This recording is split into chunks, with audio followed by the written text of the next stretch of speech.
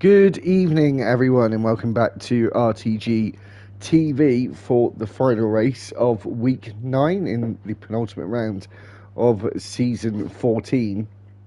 We're here at the United States Grand Prix at the Circuit of the Americas in Austin, Texas.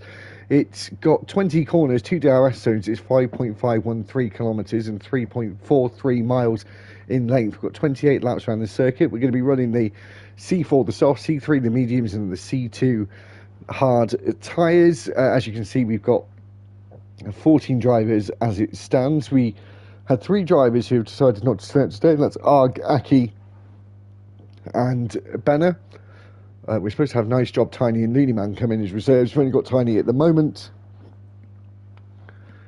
And yeah, so it says there's 13 full-time, which you can see, and 1 reserve as of now. And we'll be doing this full qualifying session as we normally do, but this first 18 minutes will be more of a practice session.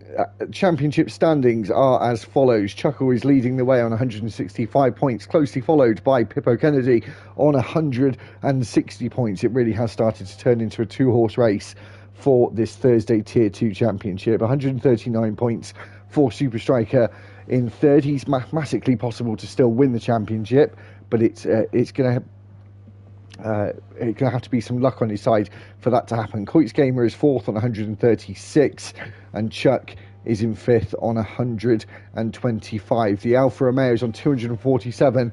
They'll be crowned Constructors Champions already. Aston Martin are on 169 and 163 points for Mercedes, so the fight for second in the Constructors is still on as we get our first laps on this COTA circuit underway. Back with Lee again after he held Monday on his own, and from what I've heard from other people, Lee, Monday was quite good actually. Yeah, Monday was quite good, to be honest. There was quite a bit of battling and that going on. A bit of silence for the first 6 laps, and yeah, it's actually quite a bit of battling. Oh, don't tell me it was the first lap. No comment. Highlight. You're gonna have to do some voiceover for me, my friend. I think. The worst part is, I've done amazing too. Yeah, well, you would say that. Royal Rumble going down into the third sector. That is going to make highlights really difficult for me, actually. Thanks for that. You're welcome. Right, so me and Lee have now, and you've already broke the rule, Lee, no mute policy from now on, and you've already broke it because I've heard you come off mute. So do not press the mute button. Unless you're going for a drink, the rule is keep your finger on the button. If you're not on mute, take your finger off. Nice, easy rules to follow there, so we'll try and stop that from happening. As we go into the penultimate corner, Royal Rumble actually invalidated there, as maybe the sunlight got in his line of sight a little bit too much and off-sighted the white line. And so he starts another lap, but more than likely going to be an in lap. We've got a driver crossing the line now. It's the McLaren of Danny, who does a 152.712. And that would have been a slow lap for sure, as Coix Gamer starts a lap and GTO does 137.166. And we've got the audio problem, Lee. Come on. Oh, is that the bit that's distorted in that? No, it's not distorted. It's I can hear myself. Your headphones are way too loud. Sorry. Forgot. Force a habit, to be honest. Use them at night and then... Ooh, yeah. Lee, look at the tyres. Have a look at the tyres. Yeah, there's 2 on mediums and 4 on softs, and the rest are on intermediates. So 8 of them on intermediates because, well, they're thinking to themselves, may as well just get a lap in. Right now, Chuckle's leading the intermediate championship right now here. But he's the only one to set a lap right now. Danny has set one, but he's cutting all corners as much as he can. And there you go, he cuts the corner in sector 3 there. That's between turns 13 and 14 he's cut there, and turn 15 as well. So while we wait, Lee, we've got sort of 10 or a bit minutes or more. It's F1 livery season. Obviously, we were just talking about VCARB, or whatever they want to be called, Visa Cash App RB, releasing their livery later on today. Obviously, it was set to be 10:30, but I think that's US time rather than our time. I'm not too sure though, so I might have to double check in the qualifying. But we've had, what have we had now? We've had four of the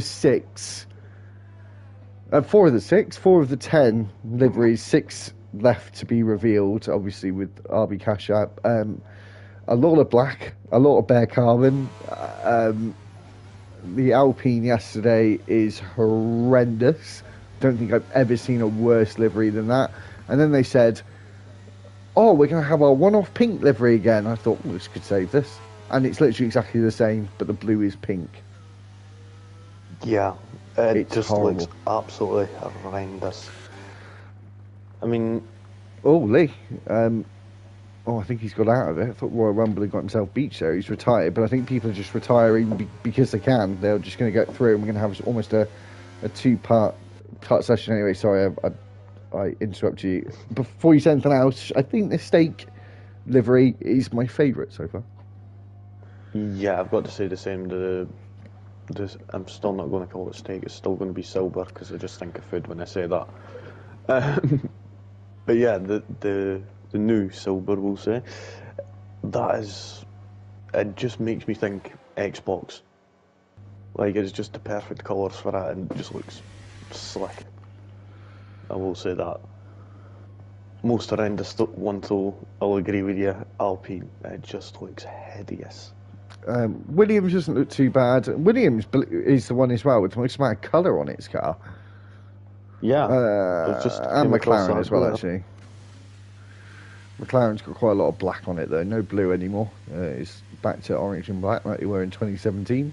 Obviously, they're having another launch. Ginger's around the triple right-hander, 16, 17, and 18.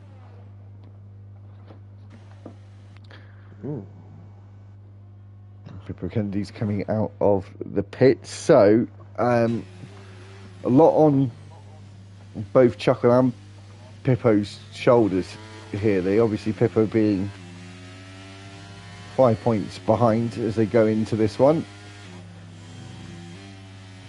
And I believe as well, you said, haven't you, that the Monday tier is already settled, isn't it, in terms of drivers? Yeah, on Monday it just got finalised there as, I think it was second place, who was, 2 seconds, I forget. It was Nice Job, I think. No, wait. Yeah.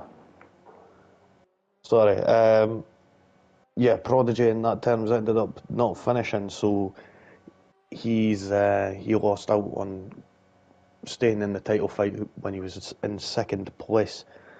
Nice Job took the win, and well, Josh McGill got, I think it was like a 5th or something, which was enough to seal the championship. Even if he didn't finish, then I think he would have been pretty much safe and sound anyway. So, well, maybe Nice Job is be clacking at his heels a little, but other than that, he was pretty much safe. But going to it as well, I think McLaren could still lose out on the title to Alfa Romeo. It's still, like you said, mathematically possible, but there's going to have to be a good few circumstances that need to happen in order for us, in order for Alfa Romeo to come back.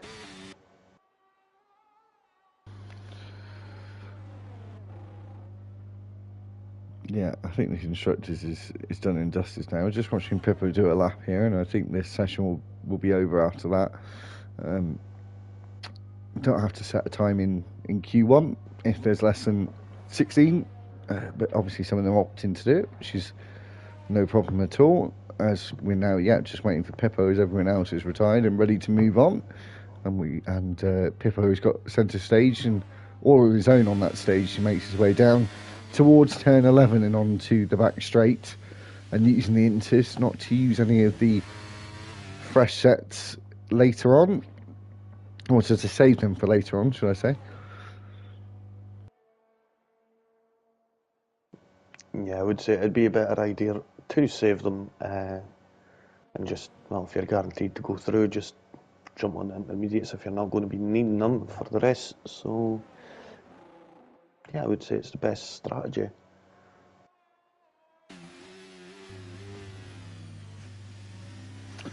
So testing must be the week after next. Must be. I think it's the week before the first race, so that makes sense. I think it's 21st, 22nd and 23rd of February, I think. Yeah, don't get a lot of testing like they used to, do they? As Pippo comes around the final corner. Didn't it used to be for 2 weeks before? Like back years ago. So Pippo moves up to 4th place, and now we can go on to Q2. I'm not too sure what Pippo's going to do. Is he just going to retire on track? Yes, he is, and we move on to Q2.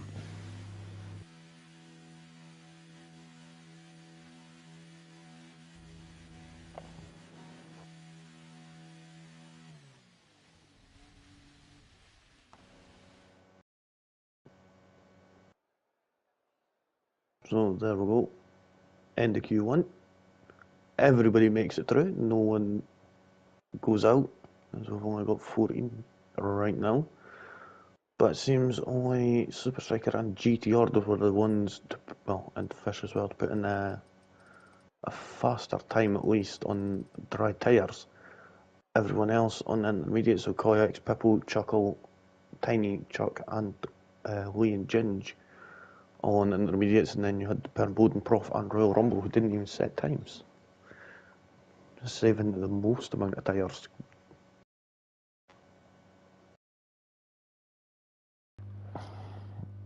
Yeah, as you said, only some of them not using a dry set, saving for this session, so we're going to lose the bottom 4 at the end of this 15-minute session. So qualifying truly starts now, really. Yeah, I'm just had a wee quick practice session, really, just getting a feel for the track and seeing how it is. Now just waiting for any sort of movement. And there we go, we've had our first bit of movement. I think that is an Alpine there, is it? That's coming out? Or is it a Williams? So Williams a Tiny. So he's going to be the first one to hit the track in Q2.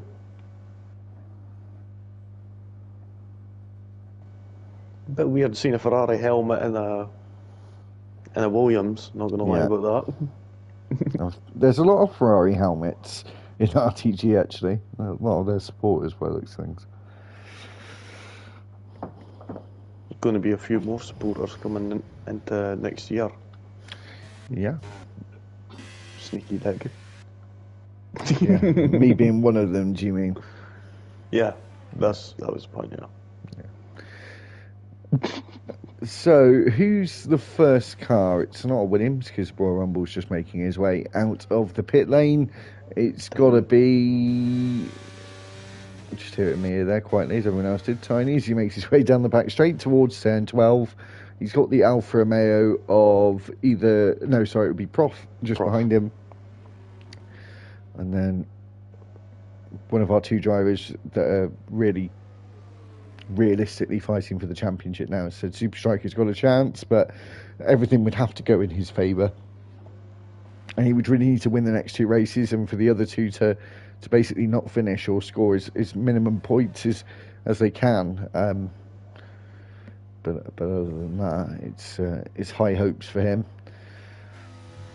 But really quite unrealistic as Tiny makes his way into the final corner, taking a slightly different line through this corner just to get the car straightened up as early as possible. DRS open, and up towards turn 1 we go now as we rise up a good 10 metres, 15 metres towards the apex of turn 1, which is quite a tricky one to get right. Then we get on the power, and back down here we go at the plateau of turn 1 and through 2, and now on to the Mackett's and Beckett's Ahmad section of 3, 4, 5 and 6, and then into its own little section of turn 7, 8 and 9. Keep an eye out for track limits on the exit of turn 10 here, which he gets right over the curb, but not too far over.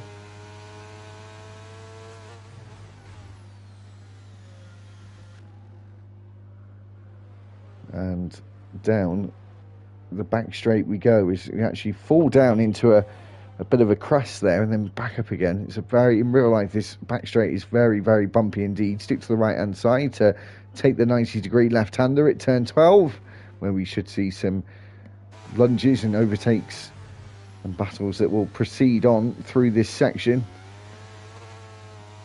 which is very, very tricky to get right, but very satisfying when you do. Turn 15 is dealt with nicely. Back to the left for the triple right-hander, which is a homage to turn 8 in Istanbul Park. This is turn 16, 17, 18, no, and into the final two corners. 19, of course, first before 20, and before we get there, he's invalidated and dives straight into the pits. It's somewhere that can catch you out far too often there, late turn 18 and 19. Yep, unfortunately, it looked like he was trying to take the Indy line. Prof putting in the benchmark time for Q2, 133.960, and if it's going off Q1 by any chance, that's going to drop down quite considerably. We've already seen Pippo Kennedy with a 133.292. Super Striker with a 134.625 is another driver behind him, just starting his lap. And I think that's the Aston Martin of... Mercedes of Chuck. No, I've got that wrong again. It was Ginge, wasn't it? He crossed the line. He's second as it stands with a 133.368. Our benchmark time the last time we were here was season 13, and that was round 6 for the Thursday tier. It was set by Prodigy, and that was a 132.490. So we'll see if we can get an improvement from that time. We were here last, I said, season 13. That was around 3 or 4 months ago now. So a little bit of time has passed since then. So we'll see if that translates into quicker lap times. Chuck making his way around the final corner. What's he going to set? 133.5. So drivers just getting their eyes in. Just dipping their toe in the water at the moment, but not yet ready to take the plunge. As we see iFish come down towards turn 12. But of course, Q1 was in a true session, and a lot of them did the intermediate, so this really is their first go in a live session to really put a benchmark and representative time in. So should see the times fall quite dramatically in this session and the next. Yep, GTR setting a time of 135.9. A bit off the pace for the time being. Up next is going to be Fish. He's just coming around turn 19 now, taking quite a considerable amount of apex there, trying to get as much out of that car as possible. And he goes to the line. There's a 134.184. Lee is up next after him, and then we've got Koyex and Chuckle, who have yet to set lap times and are out on their out laps right now. As RTG Lee comes around the final corner of turn 20, keeps it to the right hand side, actually moves more to the middle of the track and goes fourth fastest with a 133.8. Not seeing anyone yet get into the 132s as Chuckle, our championship leader, dives into the apex of turn 1, and on his first flying lap as a slow car makes sure to get right out of his way there, the Aston Martin of Lee, who we just saw finish the lap. And this will be penalty and invalidation city here, Lee. This first sector through the S's. Oh yeah, definitely. I mean, it's one of these tracks where you don't want to pick up penalties. It's one of these ones that you've just got to survive and make sure not to get penalties as well.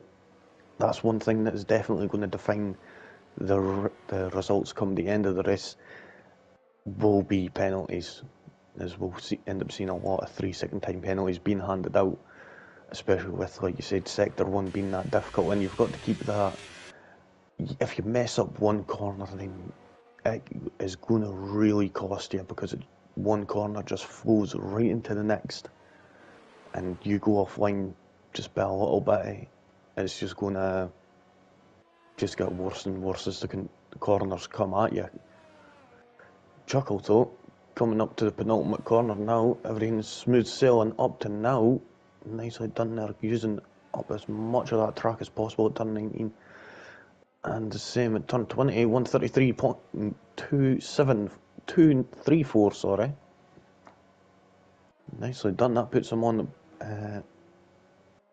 first for Q2. Got Kayaks as well. Yeah, he's up next, going through the triple right-hander at 16, 17 and 18 into turn 19, where we've seen a lot of invalidation so far. Keeps it well within the white lines, goes through turn 20, using a lot of apex curb, and gets to the line. He goes fastest and almost into the 132s, and I need to catch my breath. Funnily enough, you go in a Red Bull and he puts in a 133.033. But yeah, we've got Tiny's the only other one on a lap right now. He's just came down into turn 11. Managed to get plenty of traction there as he's hitting that straight. That DRS will be wide open now as he's making his run all the way down into turn 12. Just needs to try and keep it together and make sure that he doesn't make the same mistake come turn 19 again.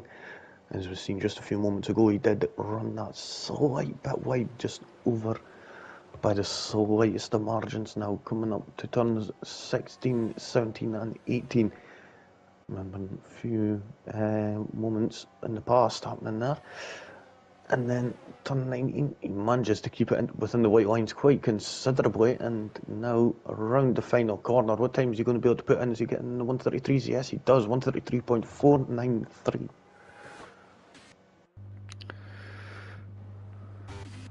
So he's the only one that was out on the lap, going fast until he completed it. Royal Rumble now just started one actually, so we'll stick with him as he goes up towards turn 1, a very unique and iconic corner at the COTA circuits, and gets the back end out, which is a characteristic of turn 1.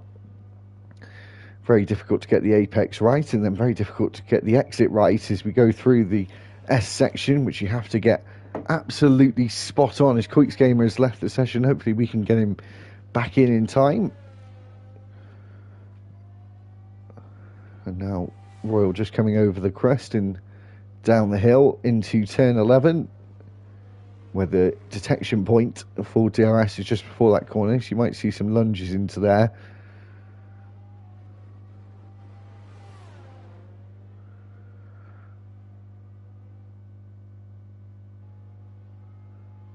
Just hitting the brakes around the 100-metre board, keeping your eyes left to make sure to hit that apex, as the car really misbehaving there as he put his foot on the right pedal. Up on his time though as we go into sector 3, into turn 15 now. Make sure to get this right.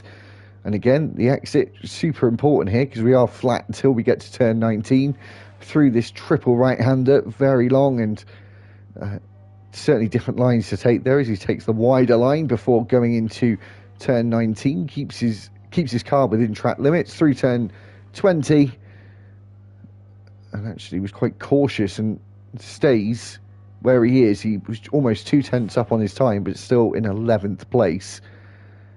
As the track is now starting to get busy once again. Yeah, I'm noticing that Danny right now still hasn't came out of the pits to settle up, so I wonder what will be going on with him right now. I think Prof is on a lap as he's coming around turn 15 now. He's got a 133.960 to beat in order to improve 33.828.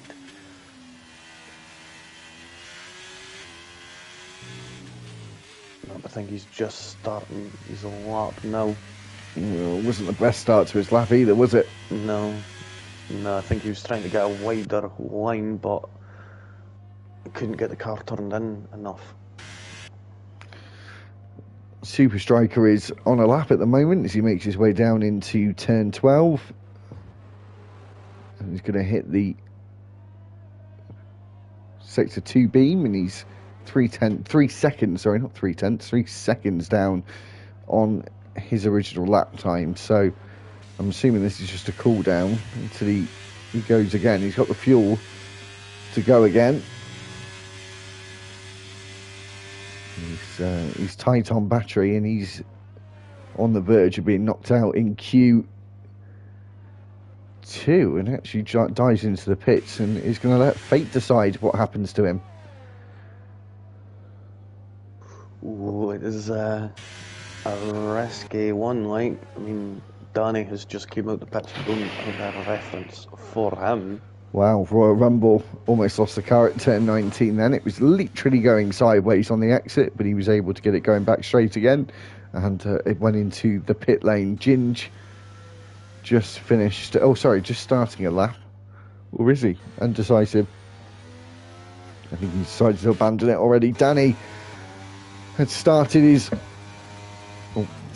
one and only lap in Q2.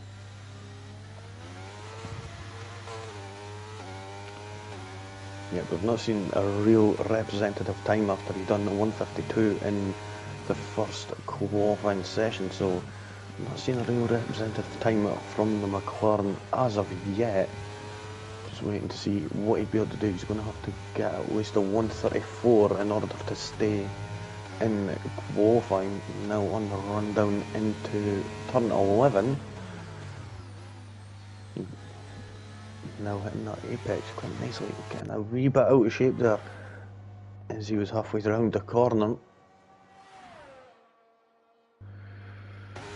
Yeah, he's got a couple of cars ahead of him on the road, just the two Aston Martins. I don't think either of them are on laps actually, so hopefully they'll see the Papaya car coming up on them fast and get out of his way, because this is a one and done for him in Q2. As GT Ord looks like he's just started a lap just before the checker flag came out. As I said, we're just concentrating on Danny. The checker flag is now out. iFish as well. He's in danger of being knocked out, as well as Prof. And as I said, they're going to have to wait to see what that lies with them in terms of their fate in getting into Q3. What's Danny going to do? Gets himself into the top 10, and he's knocked Super Striker out of qualifying and will be starting 11th at the very best. And that is crucial to his championship challenge as well, because he needed everything to go spot on and crystal clear today, and he's already started on the back foot where he needed all the luck he could get.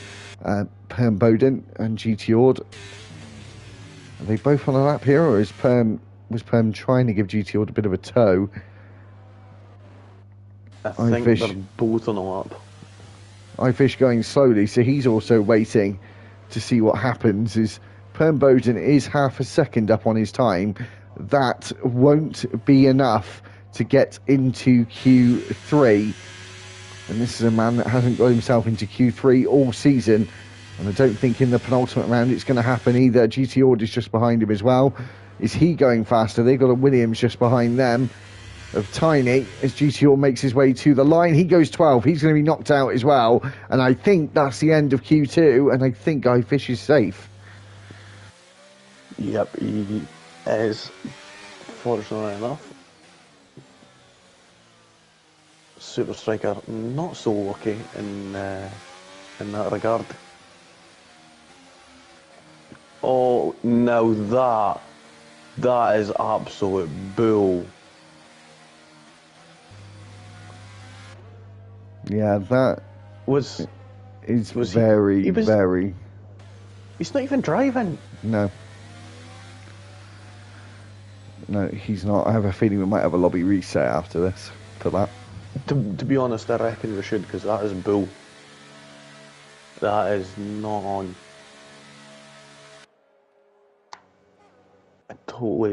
That's one thing that you really, really need to sort.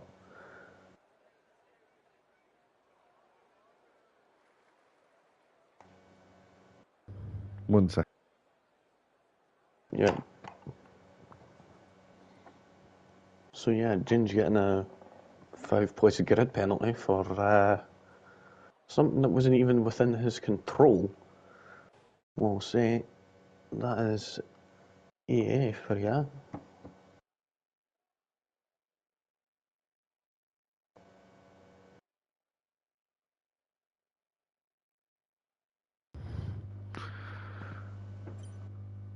It's done something strange with the tyres as well. Oh yeah, great. Anyway, after you. So, having a rundown of Q2 there, got Koyx Gamer, and we will be having a lobby restart, I think, and we're doing it right now, but Right now, Koy's Gamer got the 133.033 first place there in Q2. We've got Tiny in second, now it was Chuckle, Pipple Kennedy, Ginge, Chuck in sixth, Lee was seventh, and then it was Prof and Danny and Fish round out the top 10. And the ones who would be moving on to Q3 would be, not moving on, sorry, would be Super Striker, GTR Royal Rumble, and Perm Bowden. Fortunately, Super Striker just missing out. So, what is happening? Not sure, mate. Not sure. I think we're restarting. I'll go give a quick message.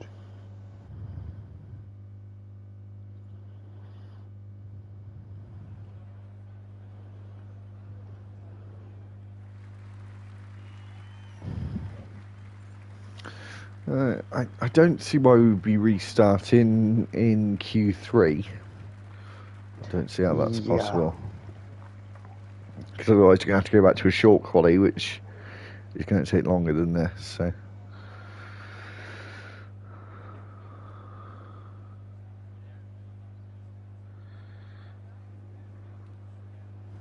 Oh, should we try and give Prof a invite? I'm on it.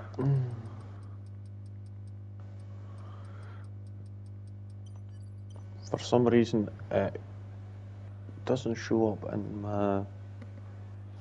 Do you want to go to your friends list and do it that way? We've got drivers coming out, so we'll go on as normal for the time being, as Tiny makes his way out onto the circuit. We'll just wait to see what happens.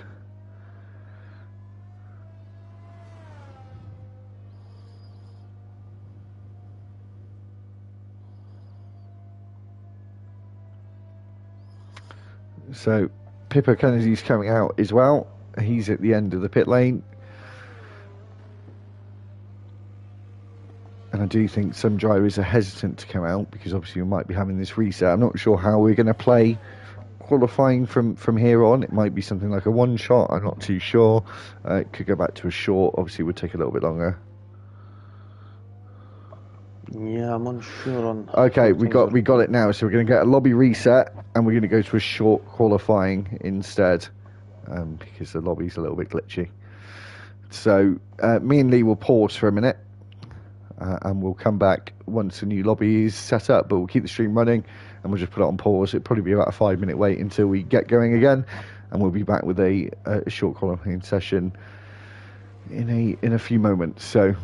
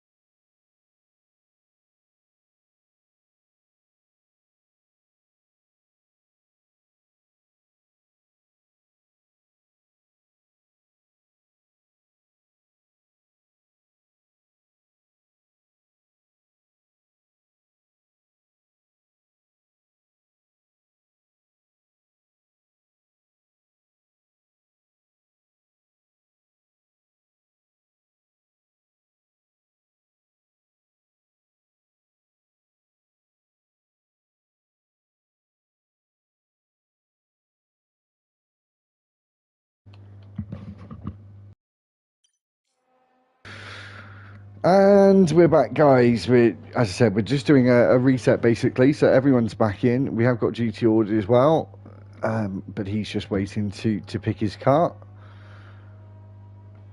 which we're trying to get sorted for him. But yeah, basically it's just a whole reset. So we've just gone to a short qualifying session now, and this will determine the order for the grid. So apologies for the wait, and we'll get the action back underway again. Who's going to be the first one to set a lap? I think it'll be Royal Rumble, the first one to start a lap.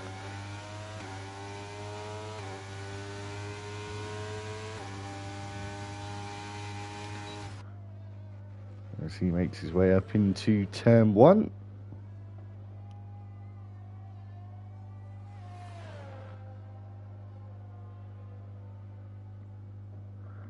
So we're just trying to give GT Ord some guidance because he's not too sure how to get into his car. So hopefully we'll see his name pop up on the screen shortly as Royal Rumble's making his way out of the first sector and down towards turn 11.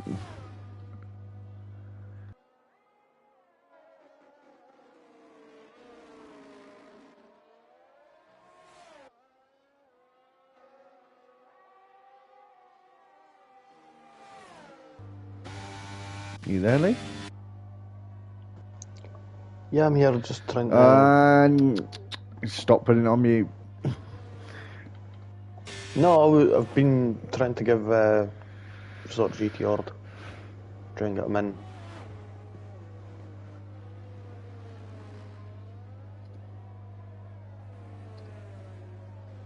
Oh, it appears, yeah, you're trying to help.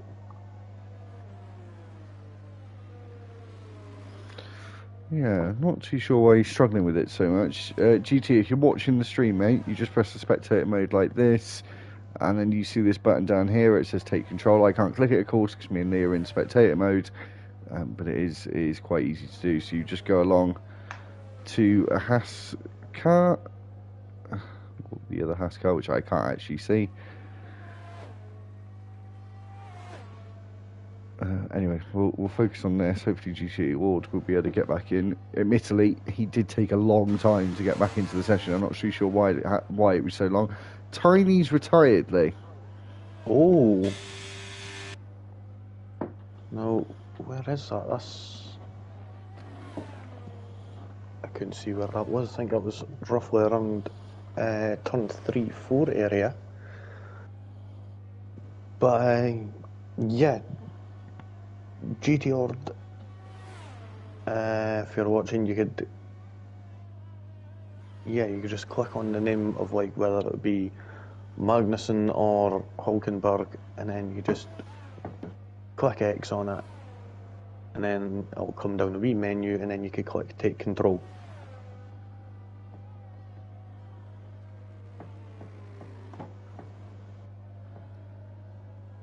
One sec. I was just about to say that. Oh, so we're seeing times ramp up a lot. He's got it. He's got it. Yay! Nice one. There you go. So we're back to our 14. We've had some lap times coming in. 113.9 now. We've gone into 132. Sorry, 0.9 for Coits Gamer. What's Chuck going to do as he crosses the line at 133.502?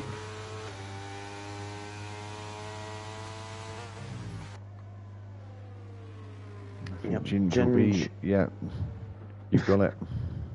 Yeah, but he's the only one who's yet to set a time on the track anyway. GTR just getting in. He'll be sorting out his setup and such at the moment.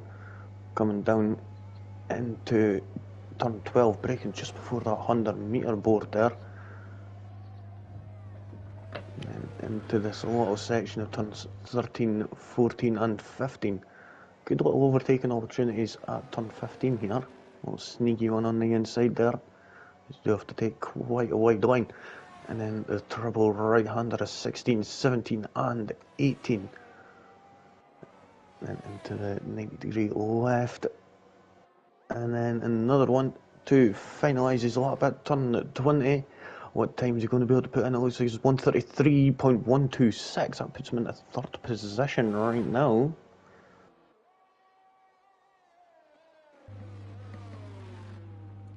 Now everyone coming back into the pits.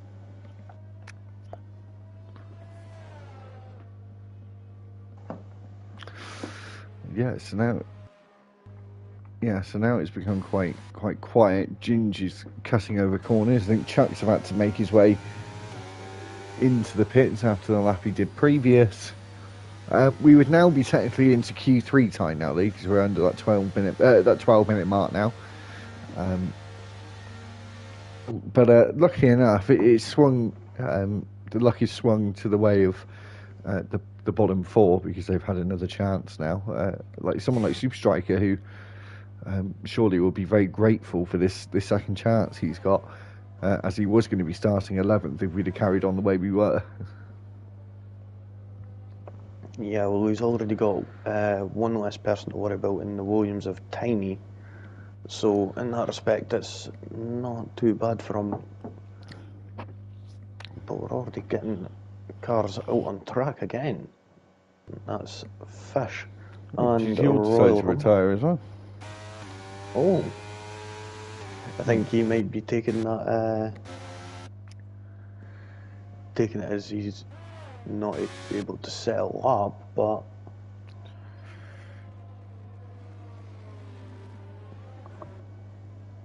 so that's why it glitched, was the host Leaving the session, yeah, I'm just reading it yeah. as we speak, yeah. I've got it as well. So just drivers on out laps now, really. We're down to 12, setting lap times, with 9.5 minutes to go.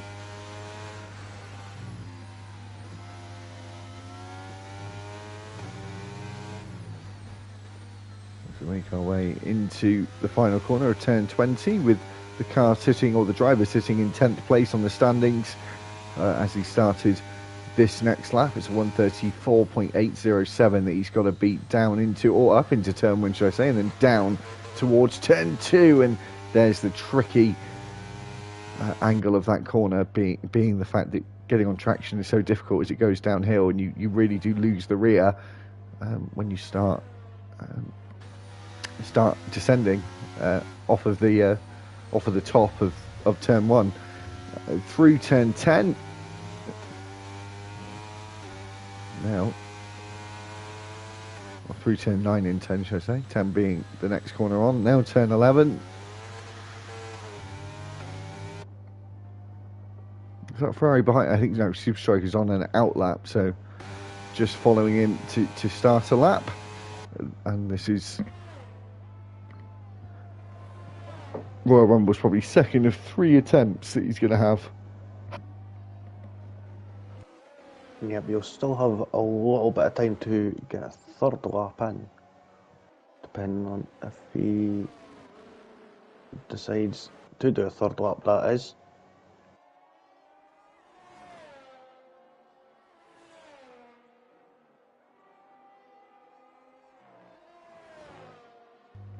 As he makes his way around the final 2 corners, took a lot of apex at turn 19 there, and settled the car, and again at turn 20, and then settled it so much he's actually facing in the wrong direction before getting to the start-finish line.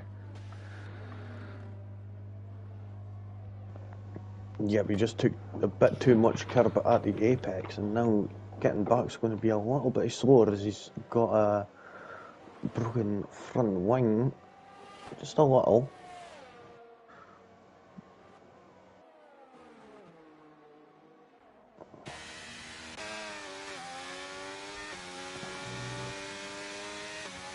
Trying to see who's on a time right now.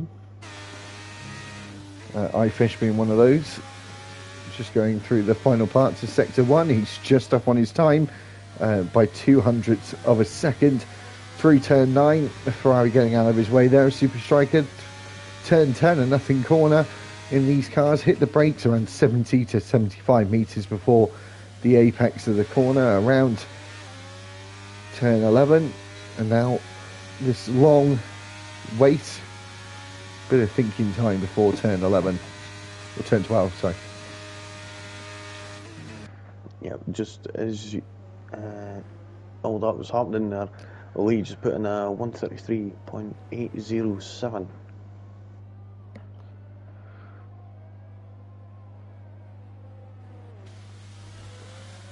Car looking, I was about to say the Alpine looking nicely balanced there through 15, but again, just it's so hard to get it right here in terms of setup with traction zones. It definitely isn't as easy as you might expect it to be.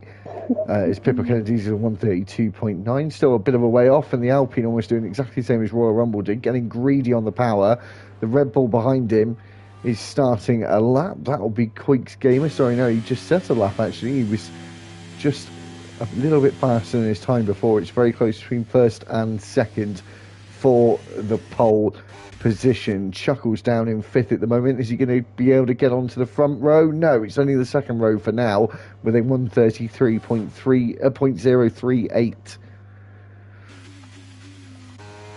And his brother Chuck actually goes slightly faster than him with a 133.003.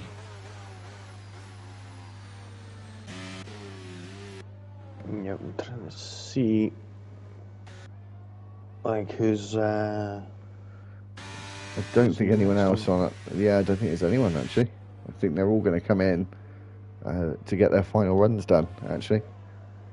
Yeah, it would be the best move anyway. I mean, Track Evolution would be at his peak for qualifying anyway. But yeah, everyone will be getting ready to come into the pits and get their final lap. Danny, though, he's out already. And we'll see in just a moment if he's going to be starting a lap or if he's going to just do a double warm-up lap. We'll see if that battery indicator, yes he is. So this is going to be the start of a lap here. Yeah, interesting. Go on, sorry. No, it's interesting that he came out a bit later. Earlier. Well, a bit earlier in that case, yeah. But yeah, missing the apex a lot with turn 1, going around turn 2 nicely, and 3 and 4 and 5, 6. Such a flowing section. Don't want to get anything wrong. Getting a little bit of wobble there. And now coming into turn 9 and 10 there, and now down the hill into turn 11. We'll see possibly even a couple of overtaking opportunities here. I think, yeah, because the DRS point is, detection point is back before that corner. It is, yeah. Yep, so could be a perfect opportunity to get a move done before the DRS activation point has even started. Taking quite a lot of apex there on turn 12, getting as far over to the left hand side as he can for turns 13 and 14. He is down on his time at the moment as well by around 0.3 of a second. I'm not sure if he's going to decide to back out of this one, but I suppose he hasn't actually got enough fuel to do a cool down lap and go again, so this is going to be his last attempt, and it's going to be way too fast, way too fast. He's actually lucky not to have took a wheel off with that actually. Because of that, I don't think he's going to be able to get a new time in. I think that may have just been a bit too much. He was going way too quickly though. It was obvious he wasn't going to make it. Oh yeah, definitely. But the thing is, I don't think he's going to be able to get a time in with that sealing off just that extra couple of seconds that it took for him to reverse back and get back out of the wall. It's going to have to be a very, very quick turnaround. But actually keep an eye on Danny as everyone else is starting to stream out of the pit lane with around 2 minutes to go. If he gets out with about 1 minute 40, 45, he should be alright. So he might just get out in time. So he may have called this perfectly, even though he had his little mishap at the pit lane entry. No, decides to retire, and he's going to be starting 8th at best. Super Striker and Royal Rumble, they seem like they're both on laps at the moment. Yep, they're just heading through Sector 1 now. Royal Rumble was 4/10 up on his time. Unknown about Super Striker, but Royal Rumble, they're getting really shaky. They're coming out of turn 10 as he's coming down to turn 11. He's just getting on the throttle just that little bit too much. to get the slipstream off the Mercedes there. Is that Mercedes? It was, yeah. Yep. Yeah, he's got Super Striker coming down the back straight as well, who's also on a lap, and those two are going to be the first ones to complete their qualifying session, even though we've had a longer one than usual. What is Royal Rumble going to be able to produce from this lap?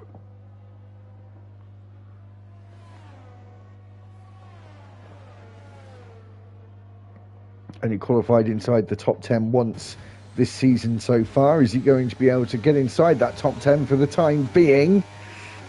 No, he was up on his time, but by not enough to set a better time. Super Striker again there in 10th place, and he's going to have to wait to see what happens to him. Obviously not performing very well around Kota, and not having the confidence on a quit lap with no fuel aboard.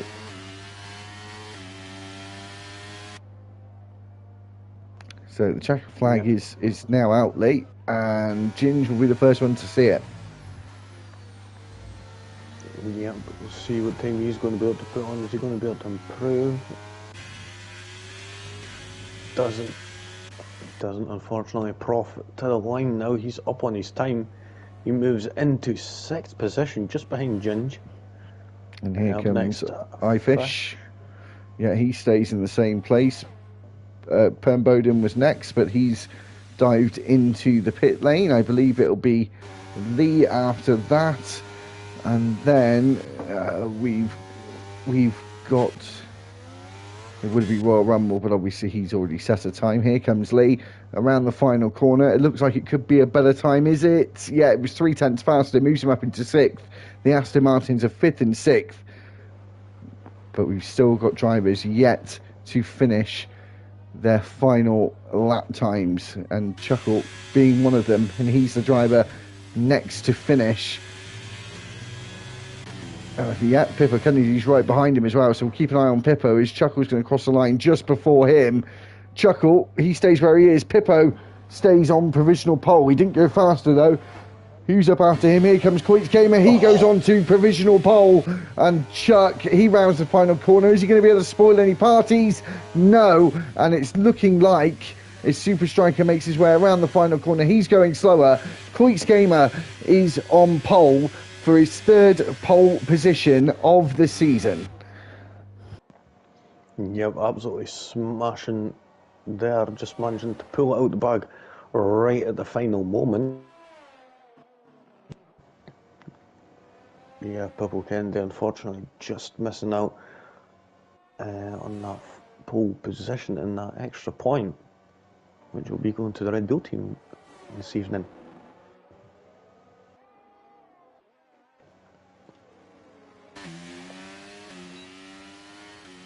And there we go, that is the end of qualifying, which has been a little bit longer than usual, but yeah, still managed to get here. And it's Koyak's Gamer that's going to be getting that pole position with a 132.825. Nicely done from him. Pippo Kennedy in 2nd there. And then in 3rd was Chuck and Chuckle. Then it was Ginge, Lee, Prof, Fish, Danny, Super Striker, Royal Rumble in 11th, Perm Bowden in 12th, Tiny in 13th. Unfortunately, not managing to get a time in, I think. Possibly crashed out, it could be wrong. And GT Ord not even hitting the track, so he'll be starting in P14 and at the back of the grid. So we'll be moving on to the race now, which seems like forever, and we're finally here where we're going to have 28 laps of racing.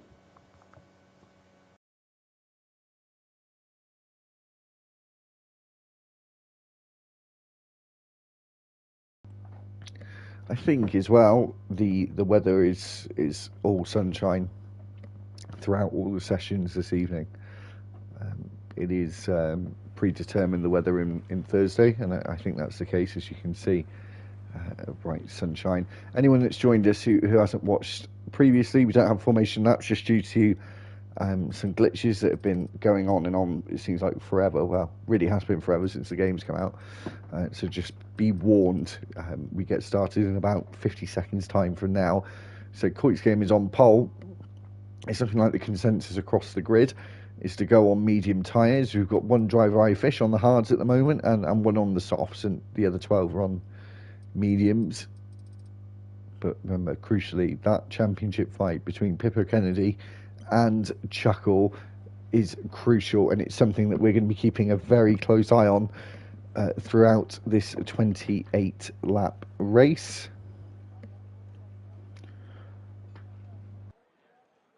Yep, just looking now, only ones on softs right now are Danny and Tiny. Oh, Danny switched to the mediums now, so it's one hard and one soft runner and everyone on the mediums. So it's going to be interesting to see what happens. Tiny is going to need to make it. Oh, no, switches to the mediums, so it's only one hard runner.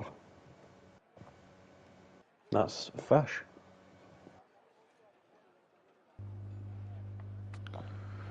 It is, yeah.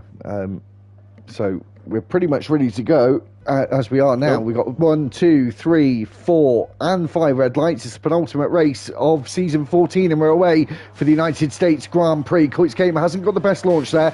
Pippo Kennedy, nor has he actually, and he's got Chuck just to his outside here, trying to go the long way round as he actually goes into the back of the Dutchman. He goes off the track, comes back on just ahead of the Mercedes driver there. That's become quite dangerous. Chuckle as well is fighting tooth and nail here with his championship rival. Pippo Kennedy's been spun round, so is Chuckle. They're both down. They both didn't want to give up the position, and it's causing them both to spin out and drop to the very back.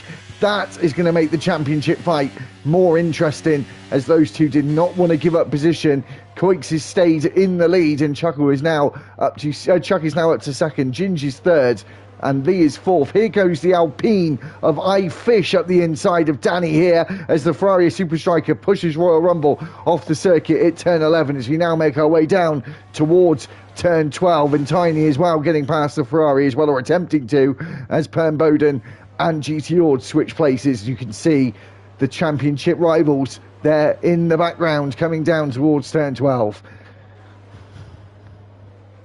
Yep, quite a bit of action here as it's all happening. Royal Rumble and Super Striker battling out. Royal Rumble managing to get up into 9th place.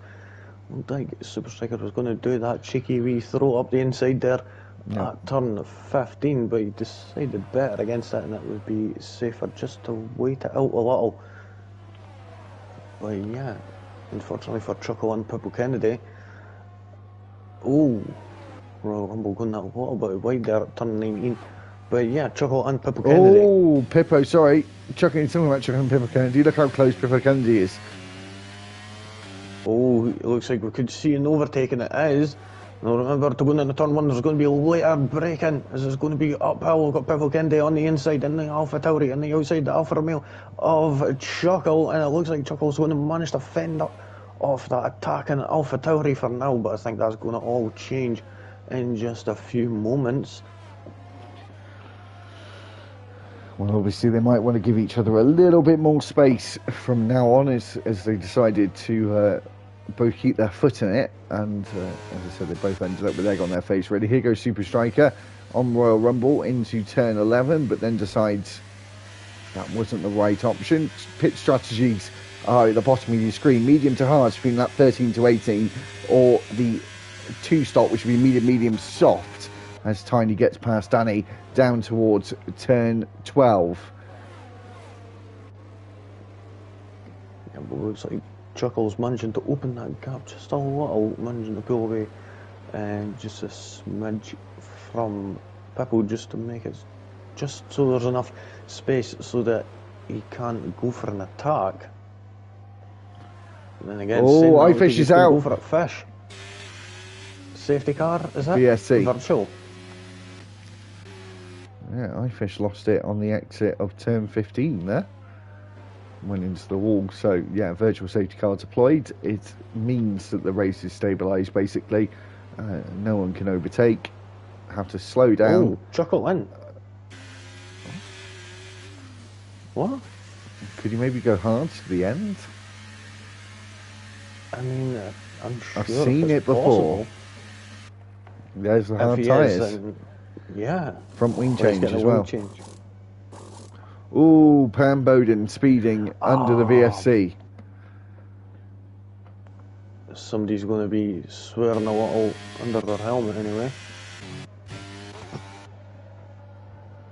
So DRS has been enabled. Obviously, we get that advantage as well with the VSC. The DRS just enables itself straight away once the VSC is ended. Coit's Gamer, though, has been able to break that 1 second gap. So we're going to have to go a little bit further down the field to see anyone have the DRS. Once they get over this line here, as we see Tiny open the rear wing and use the extra speed to his advantage. But actually, as we make our way down towards turn 12, he's actually losing time rather than gaining it to Danny ahead. GT Ord overtaking Perm Bowden. Two Hasses again, switching places. But yeah, it was bold strategy from Chuckle. Yeah, I would say that, definitely. I'm just thinking, I mean, that opens up to even a possibility to pit later on in the race if there's should be a safety car. Oh, Prof is in as well. Prof's in. Is this a wing change or is this a bit of a strategy that, you know, there's a bit of a trick to it? Perm Bowden in as well. Oh. Well, drive through for Prof as well. Prof had one as well. Oh, was that for the safety car? Yeah, must have been. Yep. Must have been, they just flashed up at the same time then. That is unfortunate for Prof. It certainly is. Going down through turn 10, down to turn 11, where you see the track actually open up into the apex.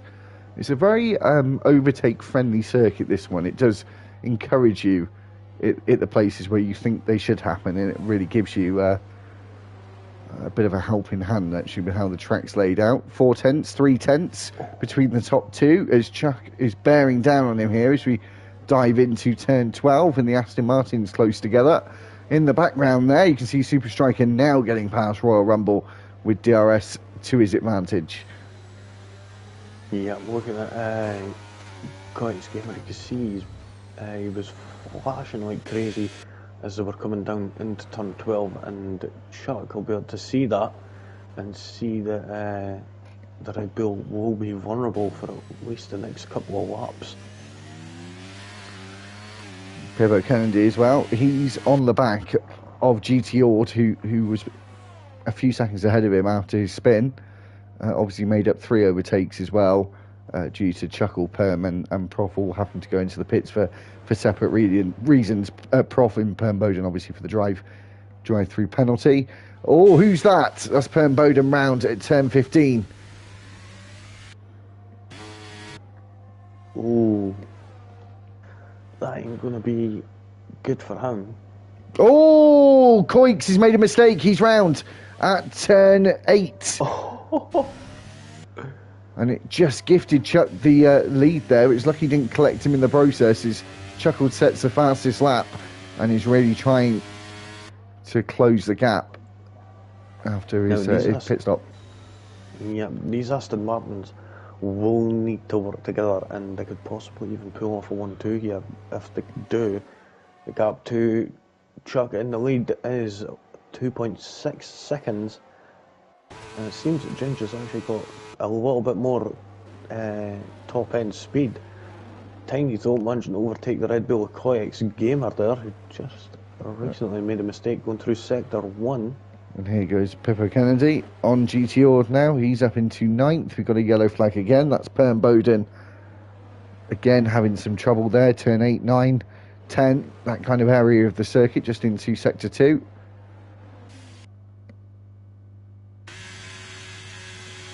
For Chocolate. Yeah, sorry, go on. No, I was going to say it's going to be.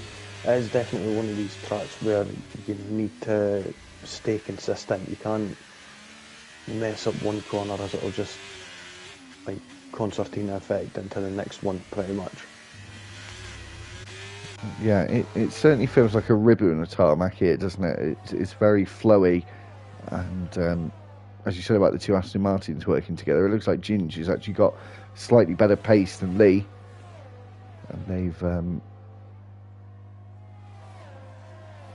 they've actually now got their, or sorry, should I say Lee has got Tiny and Coix behind him now.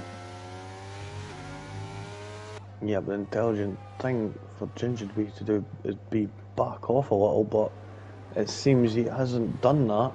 Now this is going to leave vulnerable.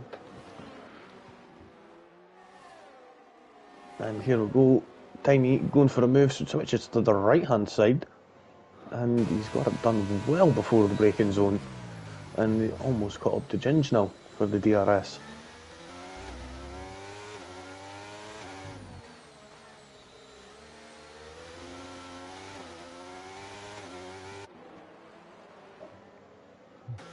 Chutley looking pretty comfortable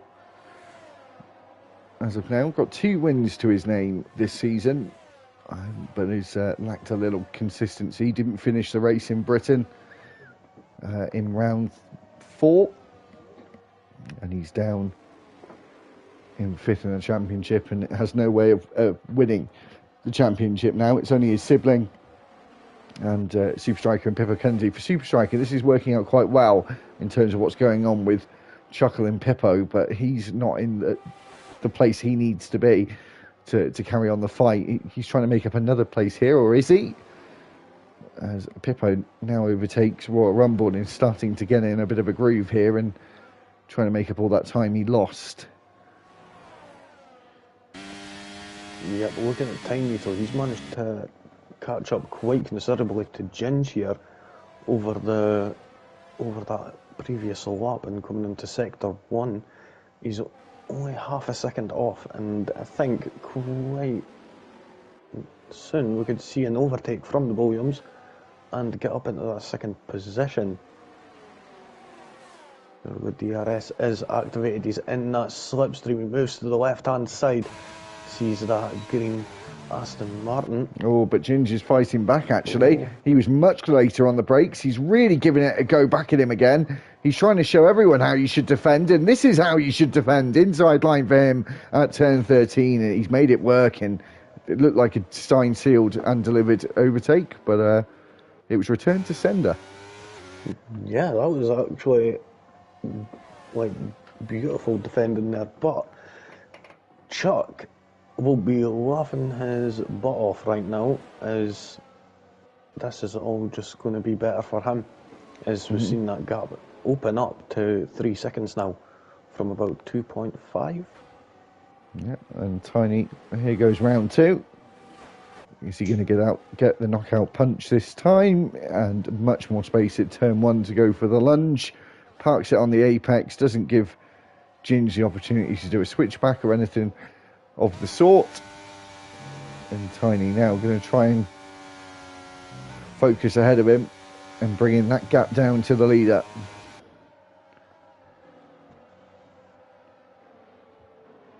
Yep. Still Danny sitting still quite close to the back of Super Striker here. He's not letting him get out of his sight anyway. And looking at Danny, that battery that he's got, he's going to have to start using it. He's not even used a single bit of it as of yet, still sitting at 100%. Man is being patient and biding his time. Ginge wanting the second place back, and that was a tad aggressive from Ginge there. And you said about that battery being used, I think Danny's used a little bit there to get past Super Striker. Yeah, we used a little bit of that in combination with the DRS and the slipstream. Managed to make it look like easy work. So I've been keeping an eye on Chuckle and the gap closing to Prof. It has been closing, but not dramatically. It's down to around 8 seconds now. It was around 15 when he came out of the pit, so it's not exactly working spot on for him just yet. As we go up to turn 1 with this lead pack.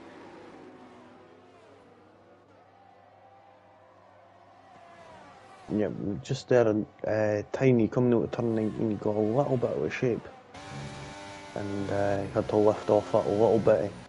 So that could possibly would have been going for an overtake anyway, going into turn 1, but wasn't able to get anywhere. Lee still sitting right close to the back of Tiny there. A little bit of a train here for second place. Yeah, it's down to 5th from second, and then we've got about a 6.5 second gap to 6th place Danny, who you may see just pop into the background. Now there he is, just coming through turn 11, and here comes Tiny. To the inside he goes. Ginge defended this last time, but Tiny getting past before the braking zone, cutting in front of him and making sure that he keeps second as they go into this sequence of corners.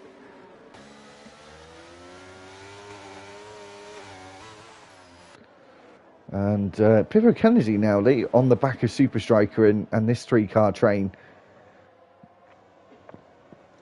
Yep, he's doing quite nicely there from what happened at lap 1. 9 laps in, he's managed to get himself up to 8th place from the back of the grid. So quite nicely done from him. Of course, we've seen a few other people jump into the pits and a couple having drive-through penalties. But still managing to get there is quite good, I would say.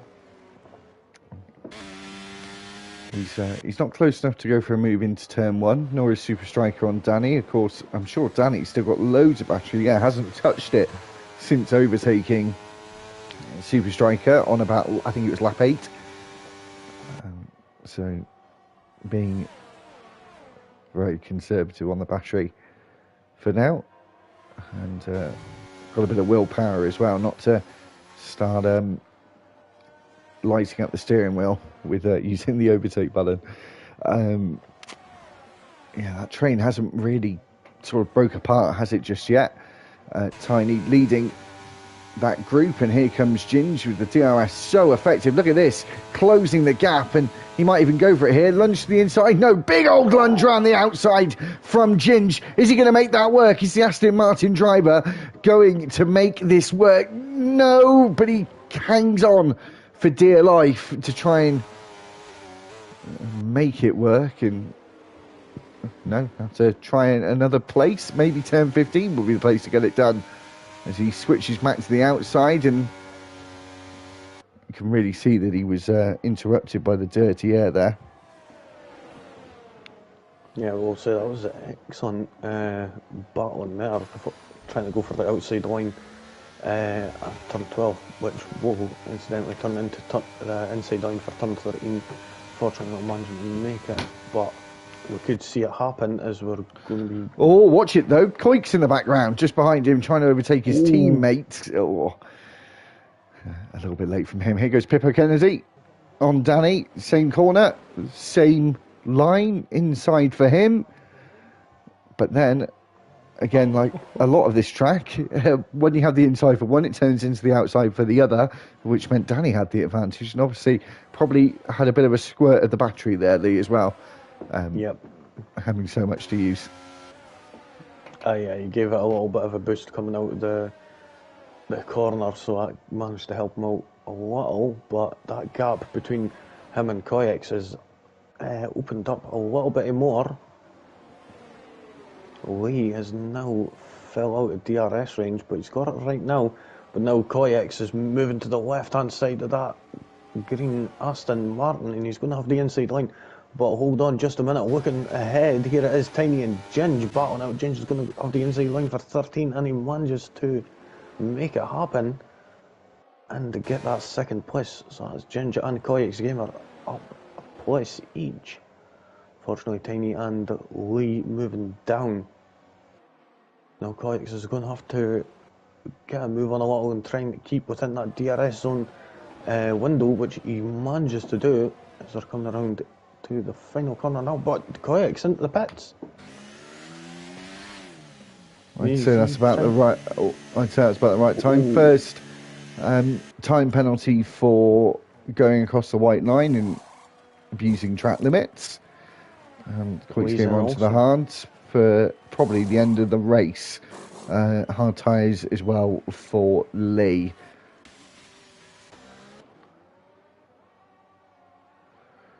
Interesting as well. We're going to bring him out in relation to Chuckle, because he's going to try and go to the end here.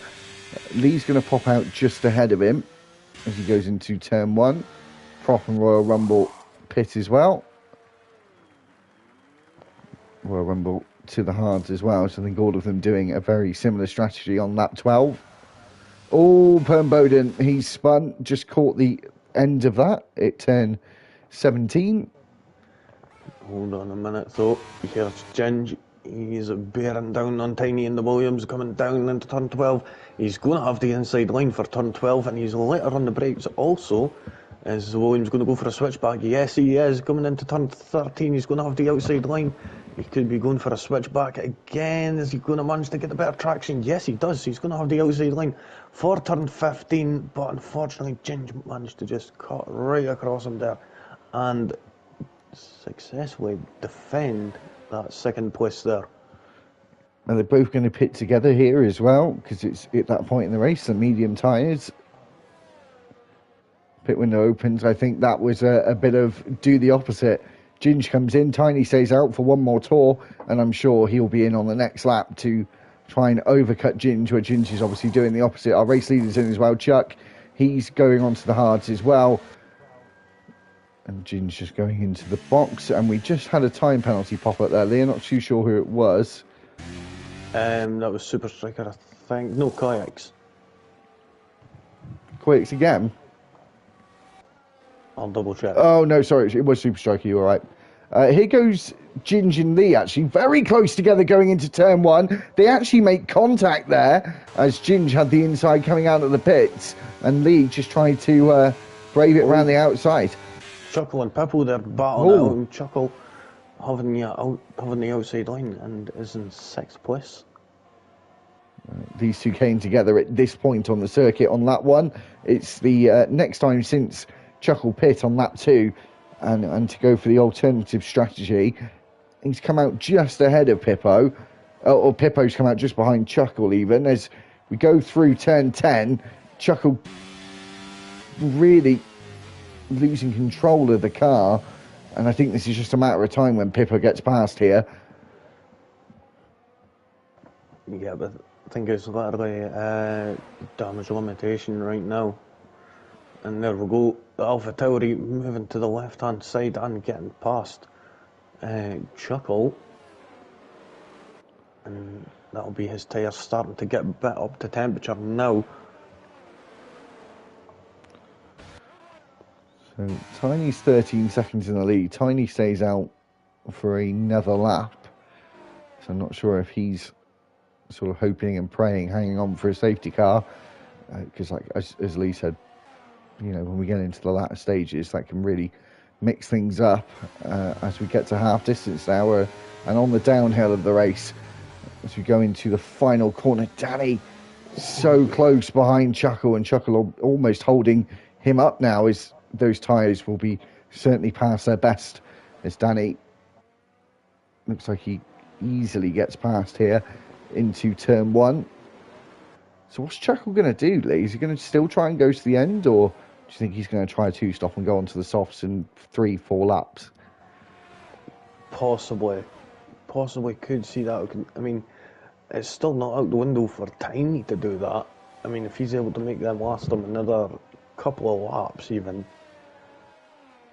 it could be a soft. I'm unsure, but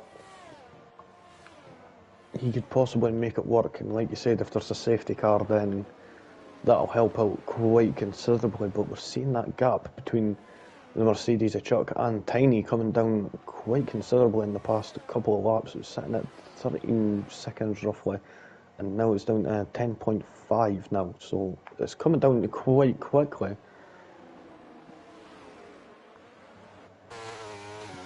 Yeah, it has been coming down quickly for quite a little while. Is Tiny going to pit this lap? Yes, he does. So what's he going for? Hard would be probably the only choice actually at this point. Yeah, I would say hard, but soft. Softs, he's going on to the softs. Oh, And he's got, I think he has a, no he didn't. That is bold. yeah, very. Very. If he was, he should have maybe stayed out another lap or two, I think. Here goes Super Striker on Chuckle. I said Chuckle now just falling back, and I think that idea to go on the softs with 10, 11, 12 laps to go looks like that could be the way to go for him, because he's just starting to lose places rather than gain them now after the good start of after pitting for the hards.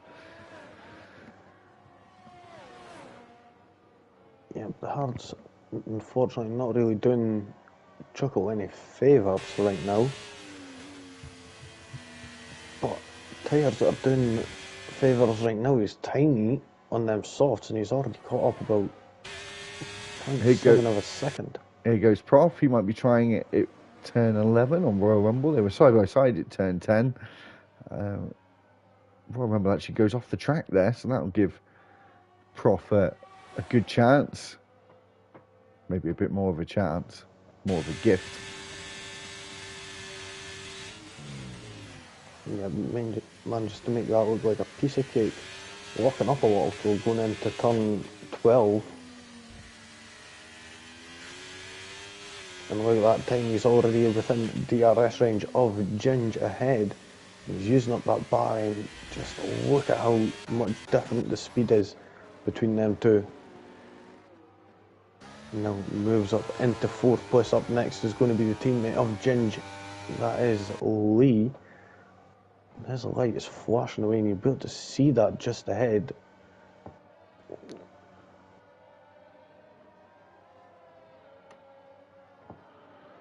Bear with me one second.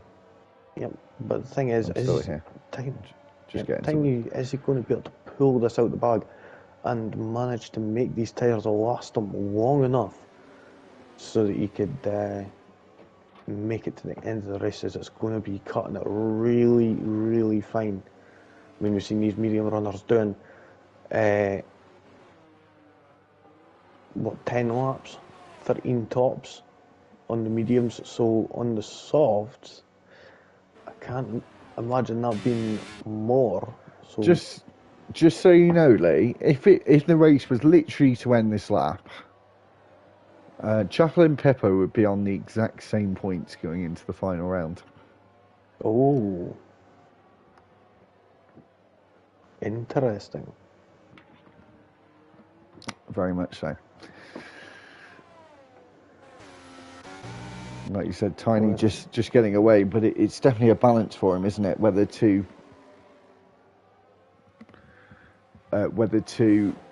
sort of go with the performance of the tyre or just make sure to make it last, because obviously the faster he goes, the quicker it's going to run out. It's just obviously that's just an obvious statement, but it did seem quite early for him. Yeah, of course, he's technically already got that 2nd place due to Koyaks having that 3-second time penalty. And I will say, it has been a lot less penalties than I was expecting here tonight. All the drivers managing to be quite respectful of track limits and keep it within the white lines. But then I say that, Super Striker gets himself another 3-second time penalty. Yeah, well, the penalties at the moment is Coix is on 3 and Super Striker on 6. I thought I'd have seen more time penalties in this so far, actually.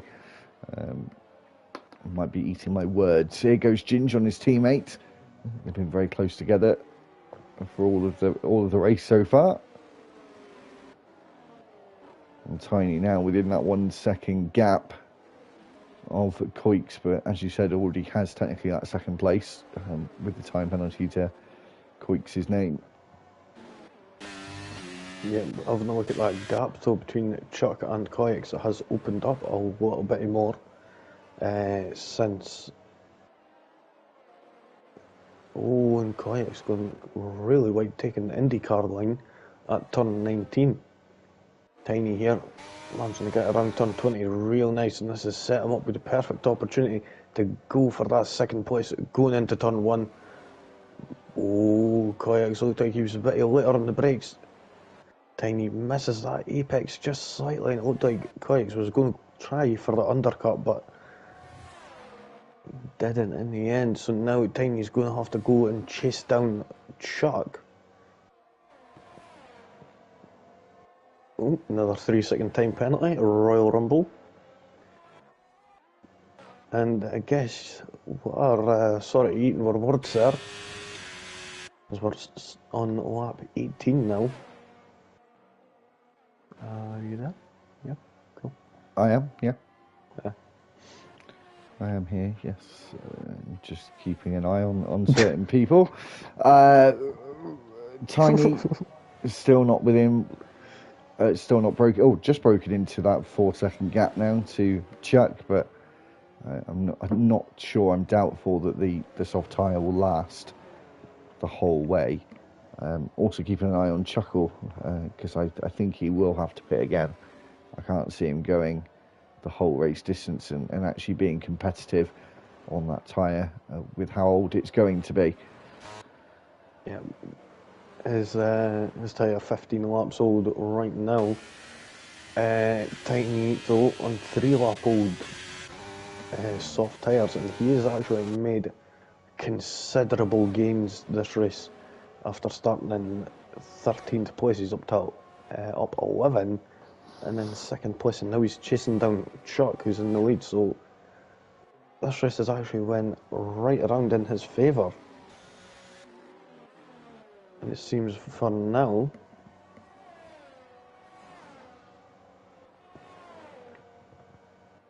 Pippo's also catching up as well, I've noticed, over the last couple of laps, which of course is crucial for him.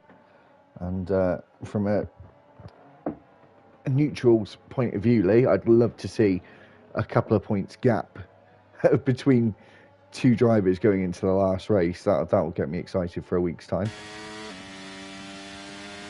yeah, it will be. But then just it'll be funny if they both drew on points, but unsure if that'd be able to happen, like going into the final round anyway.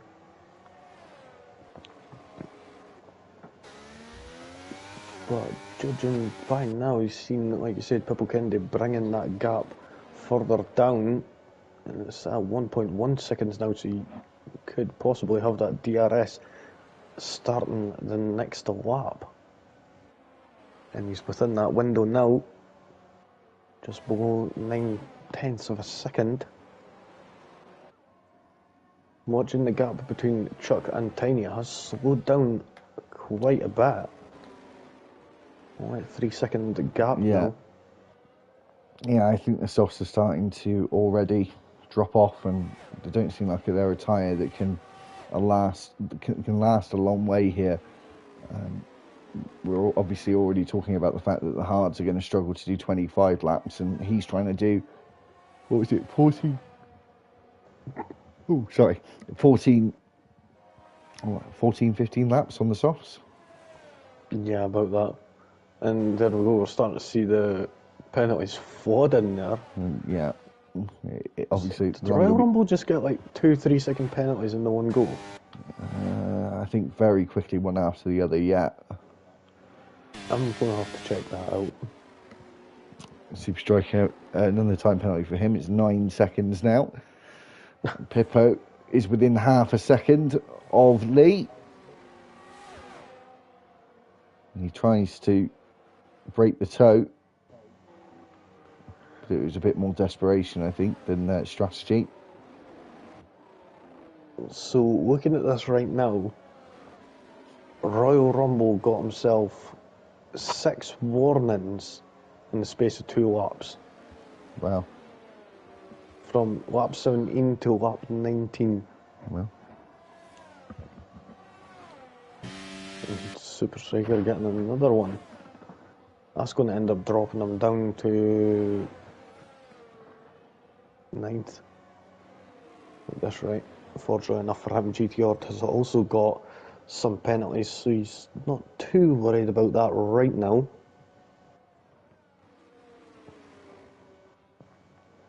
But then again, we're on about the softs dropping off, and here we go. You managed to Oh, get yeah, that gap actually. right down. Yeah. Still got to remember, though, Tiny is one of the reserves this evening. Got a yellow flag. That's for Royal Rumble. That, of course, will help Coix as well. Tiny 3-second time penalty after trying to push to get back up. But as I said, he is a reserve this evening, so he will be dropped out. Pippo Kennedy now within 1 second of Ginge. In terms of the championship, the pendulum is starting to swing towards Pippo Kennedy. Yeah, but it looks like it is going to be quite tight. Royal Rumble retired. It's in the pit lane. But yeah, the title fight is going to be quite close, it seems. But looks as things stand right now, Pippo Kennedy could have the advantage going into the next round. Of course, Chuckle is going to be up into 8th, so how would the points stand right now if Chuckle was to finish 8th and Pippo was 5th? So if he was 5th, he'd be getting 16 points, and Chuckle would be finishing 8th. Sorry, 5th would be 16 points, and Chuckle would be getting 8 points. 10 points. 10 points. So that would mean that Pippo Kennedy would be 1 point ahead of Chuckle as they went into the last race. But for him, hopefully, he's going to try and... Well, let's hope if that does happen, then... Yeah, but if that does happen, then... Well, he could even possibly just embrace another Senna and do what Senna done to Prost twice. Yeah, we don't want that though, do we? No, of course not. We wanted to go right down to the wire, both of them battling out for the win even. That would be spectacular, but looking at Tiny now, he's managed to get within that DRS range now. Yeah, just remember, well, someone's just said in the comments that Pippo can still get a podium. Technically, 4th place would be a podium. With the rules of RTG, Tiny is a reserve, so he will just be pulled out of the standings after we finish today. So technically, Pippo is 3rd and on the podium, which would mean he would be getting 20 points. Sorry, second. maybe 2nd, actually, with the time penalties. Yeah. Which would be 23 points. And as I said, the pendulum would seriously swing towards Pippo's favour as we go into the final race next week. When we get into the final race at Abu Dhabi next week. So, obviously, the two of them came together on lap 1. And if it carries on the way it is, that's definitely going to have... helped Pippo more than it did Chuckle, far more. Chuckle just seems to have took the gamble with that strategy. I don't know why he decided to take that gamble with that strategy. Obviously, a little bit of a way to go, but as it stands, an educated guess would say that wasn't the right call to go long on the hards. No, I think the problem with that was he was trying to just make sure he could get some clean air and pit a little bit of air there, get that clean air, fresh tyres, but unfortunately never accounted for the wear later on in the race, as it's not going to be at its best. Tiny now could be going for a move. He moves to the left hand side. We see a back marker of, I think that's Per and Bowden just ahead. Yes, it is. And Ben Bowden goes right off the track there, but Tiny now in the lead of this Grand Prix. And he's managing to do so on softs, but I think Chuck is going to be coming back at him really quick. Super Striker's on 12 seconds penalties now. Tiny sitting on 3 seconds, same with Coix Gamer and GT Order Ben Bowden. Looking though, Pippo staying within that 3 second gap of Coix Gamer there. He's got at the gap of 2 seconds now. Yeah, Ginge, of course, not going to want to give this up. He's going to want to get a podium as well. He's had 2 podiums this season as Ginge. Lee's had none, but of course he's fallen behind somewhat now and dropped off into these final stages. We've got 5 laps to go.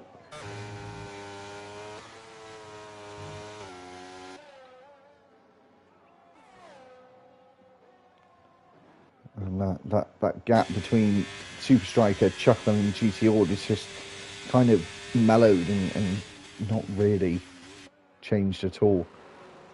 And it's kind of turned into damage limitation for Chuckle. Yeah, but right now, going back to the front, is Chuck going to be close enough to go for a move? No, but he's managing to keep close, quite close eye on Tiny just ahead.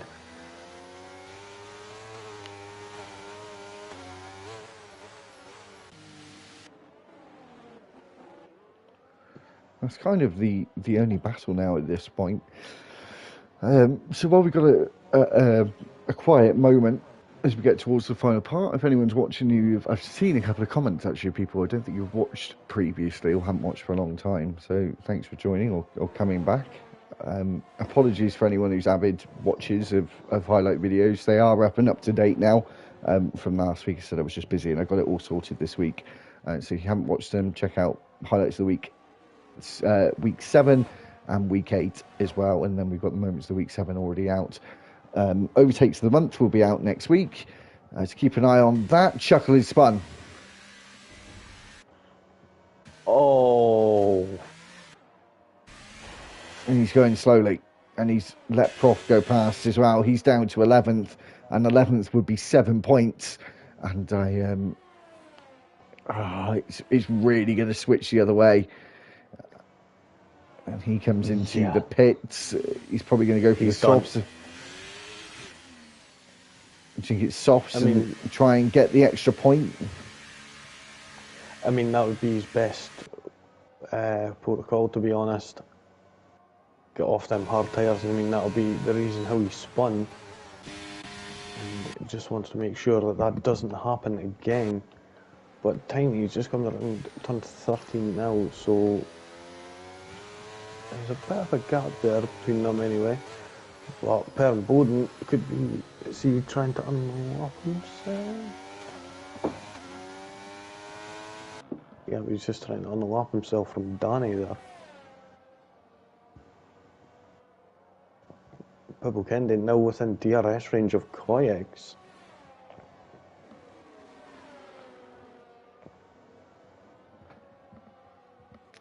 Yeah, he is. Just like Chuck, who has been getting close.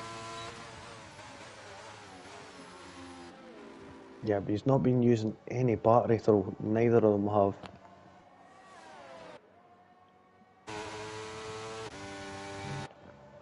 So they'll just be waiting till the last lap or two. Of course, we've got 2 and 2/3 laps to go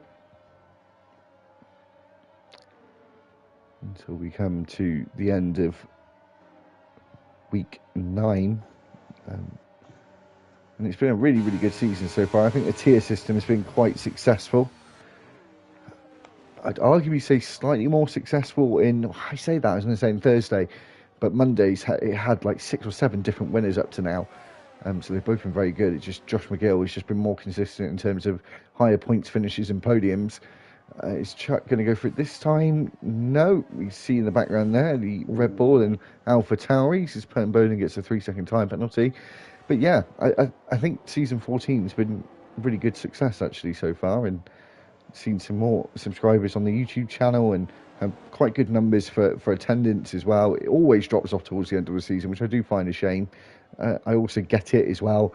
Obviously the motivation sort of drops off as well, and obviously people have got lives to live as well. But no, been very good. And we go on to the last race week of season 14 next week, but we've got 2 more laps until we can do that. And Chuck surely wants this first place on the road. Coix Gamer gets another 3-second time penalty, and that is just adding salt to the wound. Yeah, that's pretty much just sealed it for Purple Kennedy, and Hovey will look So 6 seconds, that's going to drop him behind Ginge. Tiny's got the fastest lap at the moment. Obviously, he wouldn't keep that either, seeing as he's a reserve. So at the moment, the fastest lap would be Danny 136.772, unless we see Chuckle beat that. But I haven't seen a fastest lap flash up from him just yet. Is this the lap? Is this the straight where we're going to see an overtake happen? Not just yet. Are we going to see an overtake, though, from Pippo Kennedy? Yes, we are. And he decides to take third place on the road, second place in terms of reserves and that kind of thing.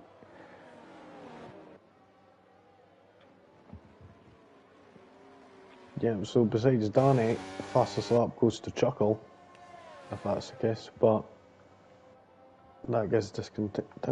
So Tiny, what was his fastest lap? 135.549. Oh, sorry, yeah, 135.9 for Chuckle. Sorry, I didn't see that.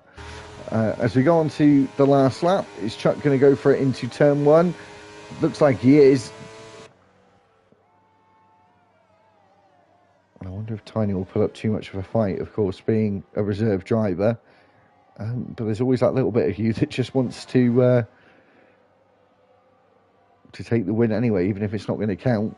But to you it does. Through the sweeping S's of Sector 1, the homage to Maggots and Beckets at Silverstone, into their own little unique S section, as we make our way out of the crest of the hill, over turn 9 and 10, and then back down again into turn 11. It's one of the newer circuits in Formula 1, which actually has quite a lot of character to it and a lot of elevation change. It's a big thumbs up for me as a Tilke circuit. It's one of my favourites to drive and to commentate on, actually, as you've been seeing today. Not had a big grid, but had quite a bit of action. And there we go, Chuckle taking the fastest lap, so really wanting that extra point to try and, you know, not be so difficult going into the last race, but it's going to be harder. That means if he finishes in 11th, I'm also surprised that Prof isn't going to slow down to let him take a place, Lee, actually. I mean, if they were in a party, if that was me and you, I'd be kind of begging you to do that, to be honest, to give me one more position, because that would make it 9 points you would get, including the fastest lap. If he got 10th, it would be 8 points for taking 10th. Sorry. 8 points, including the fast lap if he finishes 11th. Chuck wins the US Grand Prix. Tiny comes home in second, but he's going to be dropped out. Pippo Kennedy will be finishing second. Coix Gamer Ginge will be third for his third podium of the season. And as I said, Pippo Kennedy, the pendulum swings his way, and he has got it's for his to lose really now when we go into the final round. As we've seen the final drivers come across the line, Super Striker coming through the final corner, and then GT Ord and Prof not slowing down for Chuckle. Ooh. What do you think about that, Lee? Not slowing down for Chuckle. Do you think he should be, or tough luck? I mean, at the end of the day, it is end of the day, it all comes down to them two. It's just depends. Sometimes maybe Chuckle was just like, just carry on, it's pointless. But Tiny are getting driver of the day from EA anyway. I think I'd give the driver of the day to Chuck, I think. Or Ginge. Yeah. I'd actually give it to Ginge, I think. Yeah, but he was actually quite consistent the whole race. But yeah, moving on with Chuck getting that win there. And then in second was Tiny. Absolutely great battle between them two. In the end, Pippo Kennedy getting that third position. Ginge was fourth, Kayaks was fifth, Lee was sixth, seventh was Danny, Super Striker was in eighth, ninth was GTR, 10th was Prof, Chuckle was 11th, Perrin Bowden was 12th, and then Royal Rumble and Fish did not finish the race. And fastest lap also going to Chuckle. So, when we go to the final race next week, Abu Dhabi, Lee, it's going to be... Oh, sorry, Saudi. Abu Dhabi's on Monday. As we go to Saudi next week, Pippa Kennedy will be leading the championship by 10 points. Oh, it's not exactly a small amount. No, it's definitely... I definitely think it's for Pippo to lose now. Yeah, definitely. Anyway, I didn't expect it to go that way, to be honest, but it has. Yeah, thanks for watching, everyone. Until we come back on Monday, make sure to check out the highlights video, which will be out at the end of the week. I said had a bit more free time, so from this week, the highlights will be out by Sunday at the latest. Yeah, anyway, I'm looking forward to the last week of the season. You'll have me and Lee for both races next week. It's a treat for you guys. Yeah, so until then, make sure you keep liking the videos, subscribing to the channel, and sharing the videos with your friends. If you want to join for next season, the link of the Discord's in the YouTube channel, on the YouTube channel, so keep an eye out for that, for when we get going with season 15. But yeah, until next Monday with me and Lee, it's goodbye from me and from Lee. Peace out.